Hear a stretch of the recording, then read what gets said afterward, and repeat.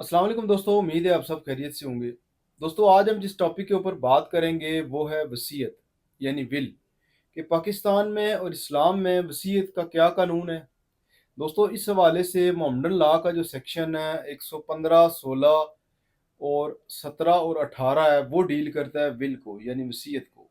जिसके तहत कोई भी ऐसा शख्स जो साउंड माइंड का है और वो नाबालग नहीं है, वो अपनी प्रॉपर्टी जो है ना वो वसीयत के ज़रिए डिस्पोज ऑफ कर सकता है। लेकिन इसके लिए जो बुनियादी शर्त है वो ये है कि ये वसीयत वन थर्ड प्रॉपर्टी से ज़्यादा नहीं होनी चाहिए। और अगर फ़र्ज़ किया एक बंदा वन थर्ड अपनी प्रॉपर्टी से ज़्यादा विल करना चाह रहा है, यानी तीसरे हिस्से से ज़्यादा, तो फिर इस सूरत में उसको जो बाकी उसके वारसान होंगे उससे कंसेंट लेना जो है ना वो लाजमी होगा। यानी फ़र्ज़ किया अगर एक बाप है और वो अपने उसके तीन बेटे हैं और सिर्फ वो एक बेटे को विल के ज़रिए अपनी कोई प्रॉपर्टी देना चाह रहा है और बाकी दो को वो डिप्राइव करना चाह रहा है उस वसीयत के ज़रिए, तो फिर उसके जो बाकी दो बेटे होंगे उनसे इन राइटिंग जो है ना वो इजाज़त लेगा। अदरवाइज अगर वो विल चैलेंज हो जाती है इस सूरत में,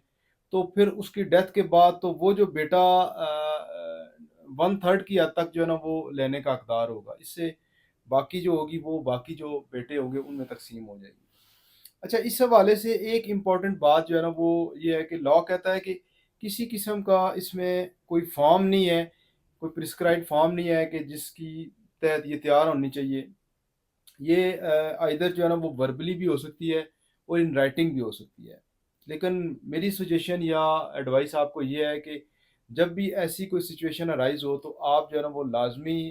इसको राइट इन राइटिंग करवाएं, और बाकी वारसान जो डिप्राइव हो रहे हैं अगर वो कंसेंट देते हैं तो उनकी जो कंसेंट है वो इन राइटिंग होनी चाहिए। और इसके वाले से अगर मॉडर्न डिवाइसेस को कैमरा या वीडियो के तहत अगर कोई ऐसा एविडेंस क्रिएट किया जाए बाकी वारसान जो कंसेंट दे रहे हैं, तो उसमें ये भी आपको बेनिफिट होगा कि कल आपको अगर कोई डिस्प्यूट अराइज होता है तो फिर उसकी डेथ के बाद आप इसको इजीली साबित कर सकते हैं। और अगर फ़र्ज़ किया कल उसकी एग्जीक्यूशन के हवाले से कोई प्रॉब्लम आती है तो फिर आपको सिविल कोर्ट से रिज्यू करना पड़ेगा। और इस हवाले से सिविल कोर्ट में जब आप केस फाइल करेंगे डिक्लेरेशन का, तो ये एक अच्छा खासा लेंथी प्रोसेस होता है। इसलिए बेहतर ये है कि जब भी आप इस तरह की कोई विल तैयार करवाएं तो इसकी प्रॉपर डॉक्यूमेंटेशन होनी चाहिए एक लॉयर के थ्रू। और जो है ना वो इसके अंदर आप दो विटनेसेस जो है ना वो लाजमी इसको मेंशन करने चाहिए, ताकि अगर कल फ़र्ज़ किया ये कोर्ट ऑफ लॉ में प्रूव करनी पड़े तो आप इजीली जो है ना वो आपके लिए मुमकिन हो सके कि आप इसको प्रूव कर सकें कि अच्छा। यहाँ पर एक इम्पॉर्टेंट बात जो इसमें लॉ में ये लिखी है कि अगर फ़र्ज़ किया जो एक सेटल्ड लॉ है, क्योंकि ये कोडिफाइड लॉ तो नहीं है, ये तो मॉडर्न लॉ में ही मेंशन है कि अगर फ़र्ज़ किया दो विल एट अ टाइम आ जाती हैं मंजर के ऊपर, कि दो बार सान उठा के ले आते हैं कि ये विल रजिस्टर्ड है, दूसरा कहता है ये जेन्युइन है, तो इस हवाले से जो लास्ट विल होगी वो प्रिवेल करेगी। और मैं समझता हूँ कि इस हवाले से वैसे तो लॉ ये कहता है कि ये मैंडेटरी नहीं है कि ये रजिस्ट्रेशन इसकी होनी चाहिए,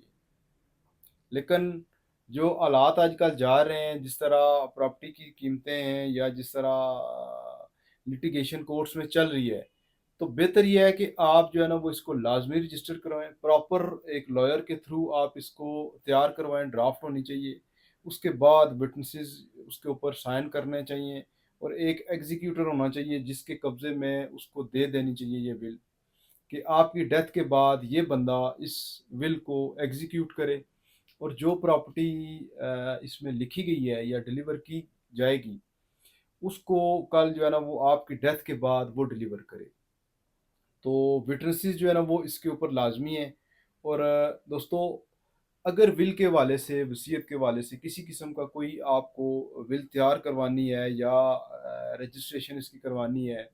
या कोई भी क्वेश्चन हो तो आप मुझे व्हाट्सएप नंबर के ऊपर मैसेज कर सकते हैं। Thank you so much. Allah.